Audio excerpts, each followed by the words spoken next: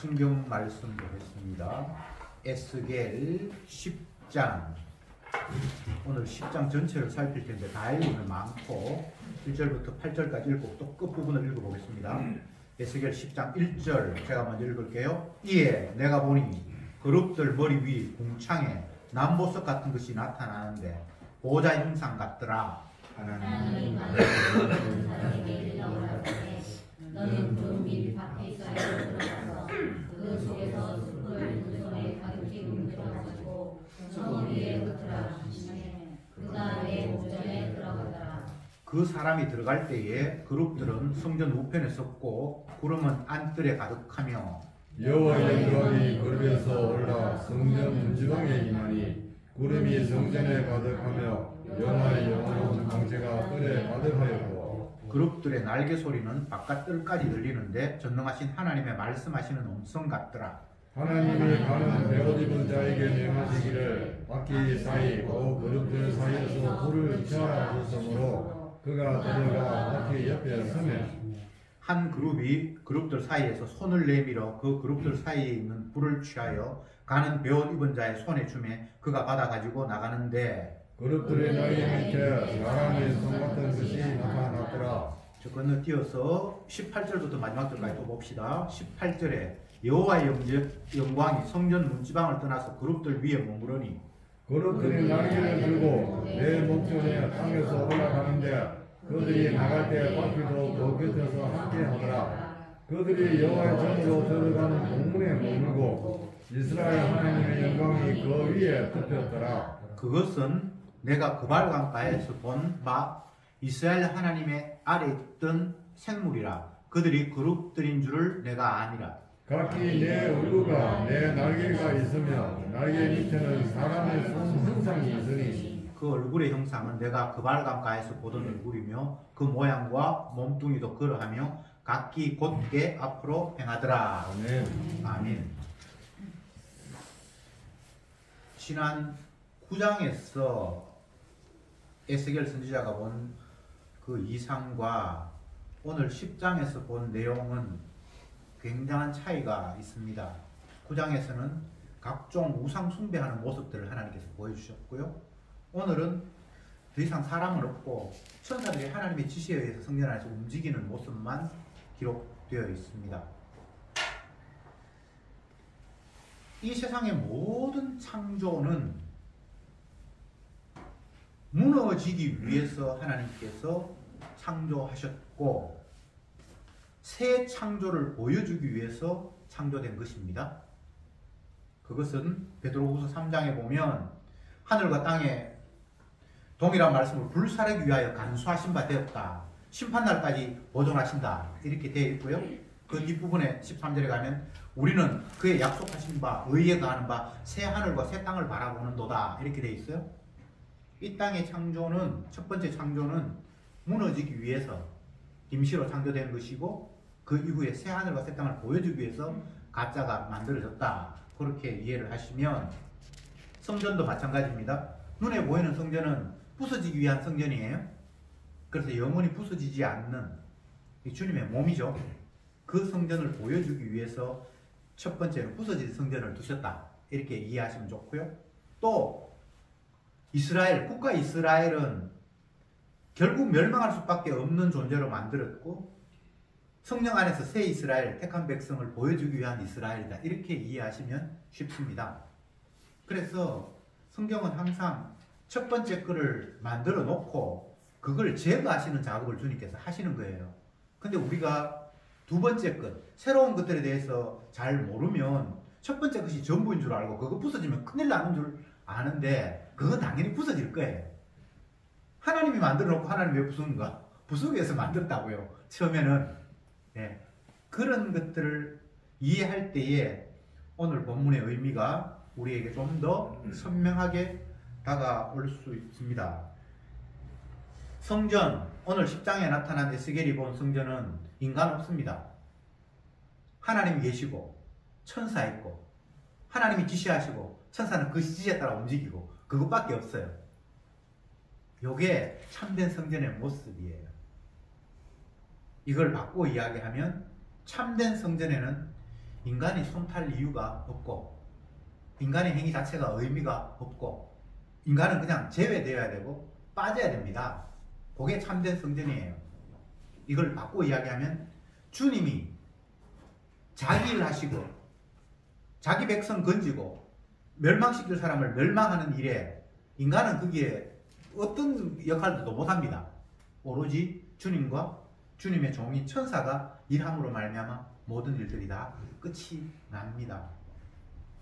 그런데 계속해서 인간은 내 행동이 내 삶이 내 미래를 결정할 수 있는 것처럼 성전에서도 인간의 노동과 땀과 애씀이 거기에 있으면 뭔가 되는 것처럼 우리는 생각을 하잖아요. 그런데 구약을 통해서 주님께서 보여주셨던 그 첫 번째 성전의 모습에서는 인간이 하나님이 분노할 수밖에 없는 일들을 성전에서 행했다는 거죠. 자기들은 순수했을지 몰라요.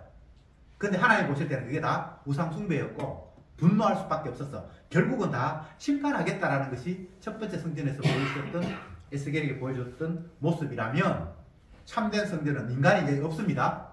천사밖에 없습니다. 하나님이 천사에게 시켜서 천사가 그 이상한 물체 바퀴 속에서 불을 받아서 그것을 성읍에 뿌려라, 심판해버려라 라는 것으로 10장이 끝이 납니다. 성전은 심판용이에요. 우리가 신약에서 보면 인간이 하나님을 심판했어요. 하나님을 잡아 죽였으니까. 근데 그게 우리가 심판받아야 될 빼도 박도 못할 근거가 되어버렸어요. 성전은 인간이 얼마나 완악한 존재인가를 끝판왕이라고 합니까? 마지막까지 다 보여준 게 성전입니다. 표면적으로 보면 성전에서 인간들이 장사하고 강도의 소굴을 만들었다. 또 구약으로 보면 그 안에서 우상숭배했다. 이 정도로 끝나죠. 근데 신약에 넘어가면 성전 대신 예수님을 잡아 죽여버렸어요. 이게 성전의 끝판왕이에요. 성전은 인간이 심판받아야 할 이유를 빼도 박도 못할 완벽한 증거를 보여주시는 것이 성전이었습니다. 그런데 그 성전은 주님께서 자기 이름을 두시겠다고 했었고 자기의 영광을 드러내는 곳이고 그래서 주님이 자기 영광을 위해서 완벽한 일들을 깔끔하게 마치는데 거기에 인간은 전혀 개입되지 않는다. 오로지 천사만 주님 앞에 순종하면서 그 일이 깔끔하게 완성된다. 그렇게 정리를 합시다. 우리가 성경 공부 시간에 로마서를 보고 있는데 로마서 3장 4절에 잘 아는 대로 사람은 다 거짓되되 하나님만 참되시다 이렇게 말씀하고 있죠. 시편 116편 11절에 모든 사람은 거짓말장이라 이렇게 되어 있습니다. 시편이나 로마서는 사람은 다 거짓대래요. 가짜래요. 엉터리래요. 이것을 다르게 표현하면 너희 인생은 구덕이다. 지렁이다. 소도 임자를 알고 나귀도 주인을 아는데 너희들은 나를 모른다. 여러 가지 표현으로 인간들을 표현을 해놓았는데 그것은 다 엉터리 없는 죄인이라는 사실을 처음부터 끝까지 세상 끝날까지 성경 창세기부터 요한계시까지 계속 한결같이 하나님의 관점에서 인간을 규정한 내용입니다. 그런데 마귀는 딴소리 하잖아요. 마귀는 너 괜찮은 인간이야. 조금만 노력하면 바뀔 수 있어. 또 이스라엘이나 아니면 오늘날 교회 다니는 사람이나 예수 믿는다고 하는 사람들한테는 더더욱 이야기하죠. 너희들은 저 사람과 달라야 돼. 훌륭해야 돼. 하나님의 영광을 위해서는 이러해야 돼. 하고 끝없이 우리에게 뭔가를 촉구하죠. 행위를 촉구하죠. 근데 진짜 성전의 모습에서는 아예 인간이 제외됐다는 거. 하나님 천사시켜서 자기하고 일을 다 끝내버렸어요. 어떤 마음이 듭니까? 이런 구절들을 보면 우리는 아무 쓸데없는가 보구나.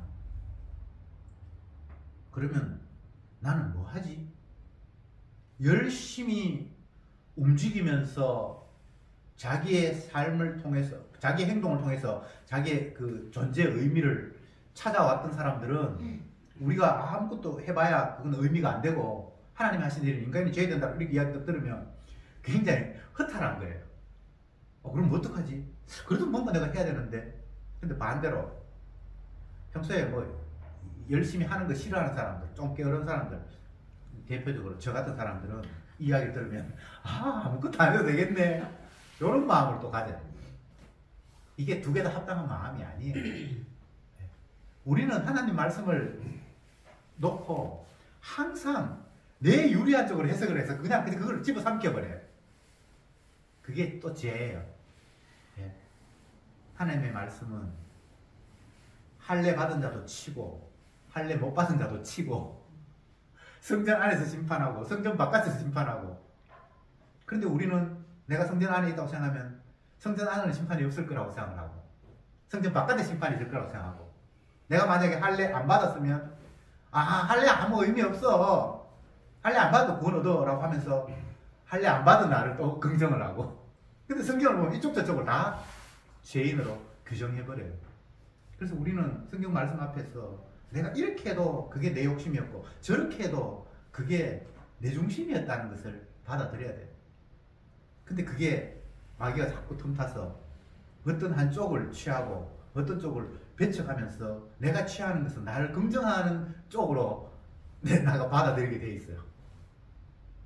그래서 성경 앞에, 하나님 말씀 앞에 다 죄인이 되는 게 가장 큰 은혜예요. 가늠하지 말라 라는 말을 성경에서 탁 받아들였을 때에 가늠하지 않은 사람, 자기는 뭐 그냥 깨끗하게 부부생활하고 아니면 자기는 처녀나 총각이다 이렇게 생각하면 그렇지 않은 사람들을 바라보면서 저 사람 진짜 문란하게 살아가네 라는 이런 생각이 들 수밖에 없죠. 그런데 정작 그 말이 처녀나 총각 아니면 가늠하지 않고 부부생활을 정상적으로 하는 사람들에게는 해당사항이 없는 문란한 사람들에게만 주어지는 말씀이겠습니까? 아니죠. 그래서 주님은 음욕을 품으면, 욕심이 있으면, 신랑이 나를 사랑하지 않는 다른 거 사랑하면 그게 간음이라고 이렇게 이야기함으로 말미암아 이쪽 저쪽을 다 치는 거예요. 어느 한쪽을 이야기하면 그게 잘못된 해석이에요. 도적질하지 말라 그러면 뭐 거짓말 시켜서 사기치는 사람, 그런 사람 보면서 교회 안에서 저런 사람이 있네 그렇게 봐버렸을 때에 나는 죄에 버리잖아요. 하나님 도덕이 아님을 감사합니다. 그건 바리새인들이 성경에서 기도하는 내용이거든요. 그건 잘못된 해석이에요. 세상 전부가 예수님이 주인인데 내가 주인인 것처럼 행세하면서 이건 내 거니까 내가 마음대로 써도 돼. 이게 바로 도덕이었구나. 주님의 것을 가지고 마치 내 것인 것처럼 깨달았구나 라고 자기 자신을 그 말씀 앞에서 비추어 볼 때에 다른 사람들을 볼 만큼 여유가 없어요. 날마다 내게 주님께서 융단 폭격하는 내용이에요. 모든 말씀이. 그래서 성경은 의인은 없다, 하나도 없다, 모든 사람이 죄를 범했다, 그래서 하나님의 영광에 근처에도 못 간다. 생명나무가 있는 그곳에는 두루도는 화영금이 있어서 접근도 못하도록 주님께서 만들어 놓았다 라는 이야기를 다시 한번 성경을 통해서 우리가 확인하게 됩니다. 또 말씀드립니다. 진짜 하나님께서 원하시는 성전의 모습은 사람들이 여기에 전혀 틈타지 못합니다. 오로지 하나님의 영광과 천사가 하나님의 명령에 따라 순종함으로 말미암아 온전한 성전을 지금 유지하고 있습니다. 이것은 인간들이 이해했던 성전과는 너무나 다르죠. 원래 성전은 하나님께서 제사 지내라고 만들어 놓았고 제사장이 있고 제물 방법이 있고 성전 뭐 날짜 다 있어, 뭐 규정이 다 있잖아요. 그래서 열심히 했죠. 그런데 그 함에 대한 하나님의 최종 평가는 너희들이 나를 욕되게 했다. 이게 지금 우상 숭배지 나를 숭배하는 거니? 라는 식으로 인간의 모든 행동들을 최종적으로 규정해버렸습니다. 하나님이 우리에게 뭔가를 하라고 지시하시고 명령하시고 율법을 주시고 그 이유는 해서 하나님을 기쁘시게 할 수 있다라는 것이 아니라 너희들은 저주받을 수밖에 없는 존재라는 것을 최종적으로 보여주기 위해서 율법이 우리에게 주어진 것은 우리가 죄 아래 갇혀있다는 것을 폭로하기 위해서 주셨다라고 말씀을 하셨습니다. 그런데 은혜가 없으니까 내가 죄인이라는 것을 폭로하게 주셨다고 받아들이지 않고 내가 한 것이 잘못됐거나 부족했기 때문에 이런 결과가 왔다라고 받아들이는 거예요. 구약의 이스라엘 백성들을 보면서 신약의 유대인들이 그렇게 생각을 했어요. 우리 조상들이 특별히 하나님의 율법을 받았고 할례도 행했고 우리는 분명히 하나님 택한 사랑하는 백성이 맞는데 그 하나님이 하라고 하신 그 말씀을 제대로 못 해가지고 우리가 벌 받았다고 이렇게 받아들이는 거예요. 아니거든요.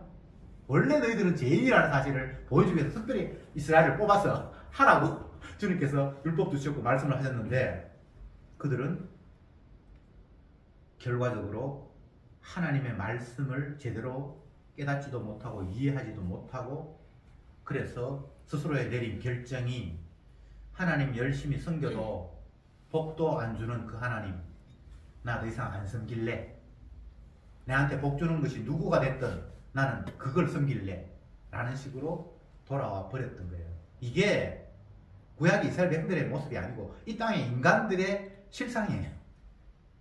교회 열심히 다녔는데 기도해도 응답도 안 해주고 하나님 내 사랑을 갖지도 않고 에이 쓸데없는 짓 안 할란다. 차라리 달 보고 내가 기도하지. 뭐 이런 식이 돼버려요. 인간이. 사람은 할 수 없습니다. 하나님이 하라고 하신 이유는 너희들은 죽었다 깨어나도 안 된다라는 것을 폭로하시기 위해서 하라고 하셨습니다. 아, 해도 안 되는구나. 안 해야지. 그게 또 답이 아니에요. 안 할 수 없도록 주님께서 또 상황을 만드시는 거예요. 마치 안 하면서 제가 짓게 하라는 사람은 하나님 하지 말라고 그러는데 뭐 하려고 해요. 마치 내가 게으르고 안 하는 걸 갖다가 하나님 말씀에 순종하는 사람인 것처럼 또 자기 자신을 포장을 해요. 그러면서 그 정도로 끝나는 것이 아니라 열심히 하는 사람을 보면서 또 정죄해요. 주님이 시켜서 그 사람 하고 있는데 물론 지복 받으라고 하는 사람 있지만 그거 빼고 주님이 시켜서 지금 열심히 하고 있는데 저 사람 믿음이 없어가지고 저 하고 있다고 또 남을 비판하면서 안 하는 자기 자신을 마치 내 신앙이 대단한 것처럼 자기 자신을 포장해요. 이게 누구를 지칭하는 것이 아니라 모든 인간이 이런 꼬라지예요. 이래도 자기 긍정 저래도 자기 긍정 하나님 말씀을 싹싹 피해서 자기는 신앙생활 잘하고 하나님의 말씀에 순종하는 사람인 것처럼 자기를 자꾸 빼돌리는 거예요.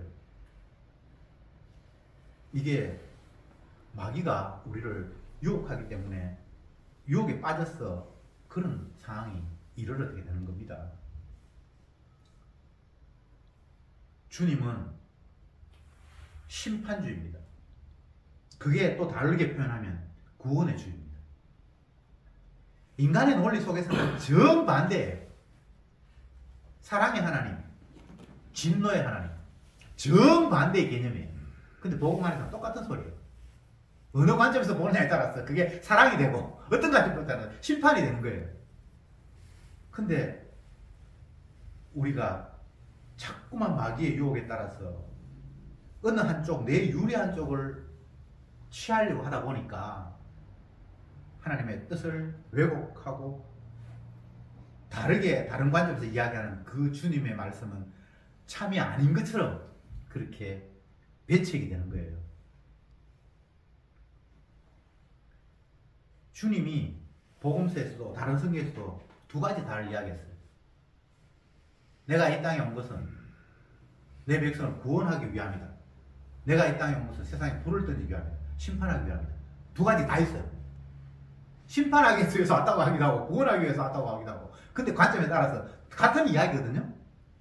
근데 인간들은 지가 유리한 쪽 하나를 그냥 받아들이면서 나머지를 거부하려고 하는 그런 못된 마음이 있어요. 주님은 끝없이 우리에게 말씀하십니다. 너는 안 돼. 사람으로서는 할 수 없는 거야. 내가 했잖아. 의롭게 되는 것이 네 행동 똑바로 돼서 되는 것이 아니라 내가 선물로 주어야만 의가 성립이 되는 거야. 이것을 베드로후서에서는 핏부림이라고 말씀해요. 성도를 핏부림의 대상으로 하나님께서 삼아서서 이 땅에 보냈다고 그렇게 이야기해요. 주님이 자기 피 드러내려고 어떤 사람을 뽑아놨다는 거예요. 그러니까 이것은 자기하고 의지하고는 아무 상관이 없는 거예요. 사도행전에서 이런 표현이 있습니다. 사도들에게 성령을 주셔서 열심히 복음 전파하도록 막 밀어댑니다. 어떨 때는 주님께서 성령이 막아서 그쪽에 못 가기도 합니다. 복음 전하고 싶을 때 감옥에 갇혀있으면 못 하기도 하고요. 별로 그쪽 가고 싶은 마음 꿈에도 없었는데 저쪽에 손짓해서 이리로 오라고 해서 성령이 또 시켜서 절로도 가기도 합니다. 그런데 성령은 뭐라고 이야기하는가 하면 구원 얻기로 작정된 자는 믿더라 이렇게 이야기를 해요. 그러니까 그것은 열심히 하는 거하고 한 건 상관이 없이 작정이에요. 작정. 구원 얻기로 작정된 자는 다 믿는 거예요. 그러니까 오늘 이 본문으로 이야기하면 인간의 행위가 아무 의미가 없는 거예요. 그냥 주님이 선택하셨기 때문에 주님이 그런 방법으로 건지는 것 뿐이에요. 그래서 열심히 했는데 나는 아니요라는 이야기를 할 수밖에 없도록 하는 거예요. 심는 이나 물 주는 이는 아무것도 아니요. 자라나게 하시는 분이 따로 계신다. 만약 우리가 주님이 시키셔서 어떤 일에 열심을 내지 못한다면 내가 한 게 아니다라는 말을 잘 이해를 못해요. 지가 열심히 해봐야 내가 해가지고 된 게 아니었고 주님이 다 하셨구나를 이해할 수 있어요. 모세가 이스라엘 백성들을 애굽에서 끄집어내서 가나안 땅에 집어넣기 위해서 한평생을 설치고 돌아다니잖아요. 근데 모세가 마지막 깨닫는 게 뭡니까? 내가 이들을 인도한 것도 아니고 내가 이들을 가나안에 집어넣는 게 아니구나라는 것을 깨닫게 되는 거죠. 이게 우리의 움직임의 이유예요. 해서 되어서 움직이는 게 아니고 나는 아니다라는 걸 보여주기 위해서 하나님께서 우리를 끝없이 끌고 다닙니다. 원치 않은 곳에 띠띠고 우리를 데려가요. 내 의지가 한다 하지 말 안 해야지 뭐 이거하고 아무 상관이 없어요. 안 할 수가 없는데요. 네. 주님이 시키세요. 더 정확하게 이야기하면 내가 안 한다고 생각하는 것도 주님이 지금 시키고 있는 거예요. 무슨 말인지 아시겠습니까? 움직이는 것만 하는 게 아니에요. 움직이는 것도 하는 거고 안 움직이는 것도 주님이 하게 하심 속에 담겨 있어요. 그래서 이 땅에 그 누구도 주님의 이끄심 속에 벗어나 있는 사람은 아무도 없습니다. 그러니까 이런 걸 생각하면 이래도 감사 저래도 감사. 지금도 주님이 나를 붙들고 계시는 속에 나는 그냥 있는 거예요. 어떤 상황이든 저 집사님은 저렇게 이야기했는데 이랬는데 나는 지금 모습가 반대에 있네. 그게 반대가 아니라 주님의 일하심 속에 이 사람도 담겨있고 저 사람도 담겨있는 거예요. 그래서 그 범사에 감사한 거예요. 그리고 저 안에서는 아멘이에요. 아멘, 아멘. 주님 잘하고 계십니다. 근데 마귀는 또 이야기하죠. 저 모습이 괜찮은 것 같아. 저게 신앙생활 하는 것 같아. 나는 신앙생활 제대로 못하는 것 같아. 그러면 그게 더 부러운 거예요. 그쪽으로 자꾸 방향이 저렇게 됐으면 좋겠다고 생각하는 거예요. 그거 아니에요.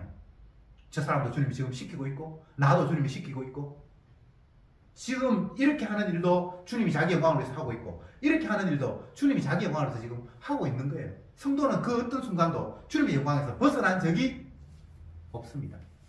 다르게 이야기하면 정인으로 주님이 우리를 잘 활용하고 있는 거예요. 거지 나사로도 정인으로 활용하고 있고 또 뭐 어떤 사람이든 다 주님이 활용하고 있는 거예요. 근데 마귀는 거기에서 선악을 또 나누죠. 저 모습은 괜찮은 모습, 이 모습은 아니니까 너 저거를 추구해야 돼 라고 자꾸 이야기할 때에 그러면 그걸 추구하게 되면 어떤 생각이 듭니까? 나는 괜찮은 쪽으로 가고 있구나라고 또 주님이 인도하신다기보다는 내가 잘 선택해서 바른 길로 가고 있는 나 자신을 또 보게 되는 거예요. 이것은 끝없이 일어나는 영적인 싸움입니다. 이건 세상 끝날까지 바뀌지 않습니다. 단 성도는 그걸 깨닫는 거죠. 아, 또 내가 내 가운데서 이건 좋고 이건 나쁘고 지금 내가 나누었구나. 저건 아름다운 모습, 이건 아름답지 않은 모습이라고 또 나누었구나. 그 순전히 내 관점이거든요. 주님의 관점은 그렇지 않거든요. 울 때가 있고 웃을 때가 있는데 울 때보다는 웃을 때가 좋아 보이는 거잖아요. 잔치집에 갈 때도 있고 추상집에 갈 때 있는데 이왕이면 잔치집에 가는 게 좋겠다라고 생각할 수 있잖아요. 그건 우리의 선악이죠, 그죠? 근데 주님은 주님의 영광을 위해서 다 필요한 거예요. 주님 거꾸로 이야기했죠. 차라리 초장집에 가라. 잔치집에 가는 것보다. 그것은 잔치집이 더 좋다라는, 초장집이 더 좋다라는 이야기가 아니라 네 생각이 잘못됐다라는 거예요. 물론 한 걸음 더 나아가면 남의 죽는 모습 속에 너도 이 꼬라지라는 걸 깨닫는다면 이게 은혜다라는 게 담겨 있죠. 네. 주님은 우리에게 뭔가를 요구하시는 것처럼 느껴질 수 있어요. 성경을 보면. 근데 주님은 우리한테 기대하는 거 아무것도 없습니다. 너희는 생각하는 것이 어릴 때부터 악하기 때문에 내 인간들을 기대 안 한다. 그러면서 뭐라고 이야기합니까? 정결한 짐승의 희생을 보고 내가 너희들을 대우하리라. 이렇게 이야기를 합니다. 이게 노아 홍수 시대 끝나고 난 이후에 하나님께서 무지개를 보여주시면서 하신 약속이에요. 너희들이 하는 거는 뭐 그거 내가 어차피 그건 틀린데 뭐 너희들 하는 걸 보고 내가 복을 주거나 저주를 하는 게 아니라 어린 양의 희생에 근거해서 내가 너에게 심음과 거둠을 계속해서 주겠다라고 말씀을 하셨습니다. 성경을 읽으면 날마다 우리에게 새로움이 다가와요. 왜? 우리는 성경적인 사고방식을 가지고 있는 것이 아니라 사단의 사고방식을 가지고 있고 선악적인 사고방식을 가지고 있기 때문에 내 생각은 너희 생각과 다르면 내 길은 너희 길과 달라서 동이 서에서 먼 것 같이 너와 나는 이렇게 정반대다라고 이사야에서 이야기했죠. 근데 성경 안 읽으면 지가 주님 생각하고 정반대인 줄 몰라요. 그냥 자기는 이제 예수 믿었으니까 얼추 하나님하고 비슷하게 내 생각이 하나님하고 같다고 생각하는데 성경을 읽어보면요 진짜 내 생각은 너희 생각과 다른 면을 확 깨닫는 거예요. 그렇게 주님 만들어 놓았어요. 가짜로 만들어 놓았어요. 근데 성경을 안 보면 하나님 말씀을 안 들으면 지가 가짜인 줄 몰라요. 예수 믿기 전에는 내가 가짜였는데 이제 예수 믿고 난 뒤에 내가 진짜라고 그렇게 생각하는 거예요. 아니에요.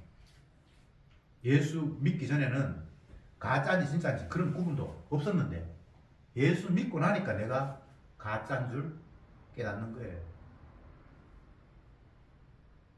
소경을 인도할 수 없다. 예수님께서 이렇게 말씀하셨습니다. 눈이 밝아야 길을 인도할 수 있잖아요. 이 말은 목자가 양을 인도하지 양이 양을 인도할 수는 없다는 이야기예요. 그래서 인간을 기대하지 말라는 거예요. 뭐 똑똑하다 훌륭하다 내보다는 많이 안다. 그것도 소경이에요. 그것도 목자가 아니에요. 그래서 도울 힘이 없는 인생을 의지하지 말라라고 이렇게 말씀하셨습니다. 그런데 주님께서 양을 향해서 하시는 말씀이 여호와는 나의 목자시니 내가 부족함이 없으리로다. 이런 고백을 양을 통해서 쏟아내게 하는 거예요. 양이 부족함이 없는 이유가 내가 눈을 밝히 떠서 내 안목으로 마실 물을 먹을 양식을 찾을 수 있으니까 부족함이 없다라는 이야기는 아니잖아요. 양이 부족함이 없다라는 고백은 무엇에 근거해서 부족함이 없다고 이야기하는 거예요? 여호와 목자로 계시니까. 이 너무나 단순한 걸 계속해서 우리는 놓치고 있는 거예요. 내가 대단했어. 내가 신앙생활 잘했어. 내가 복음을 깨달아서 뭐가 되는 게 아니고 나를 세상 끝날까지 붙들고 강제로 끌고 가시는 임마누엘 하시는 그분이 나를 끌고 가시니까 내가 부족함이 없는 거예요. 아이고 신앙생활 잘해야 되겠는데 저 집사님은 아는 것 같은데 나는 모르고, 그 집사람이 아는 게 아니고 내가 모르는 게 아니고, 알고 모르고 하고 아무 상관이 없어요. 목자가 나를 끌고 간다면, 다른 말로 하면 생명나무 되시는, 포도나무 되시는 그 주님의 운동치에 붙어 있으면 그냥 끝나는 거예요. 우리가 붙일 수 없어요. 주님이 저 붙이시는 거예요. 우리가 할 수 있는 건 아무것도 없어요. 성도는 하나님의 말씀을 읽으면서, 아, 내 생각이 또 엉터리구나, 하나님의 생각과 내 생각이 정반대구나, 동이 쇠에서 문 것 같이.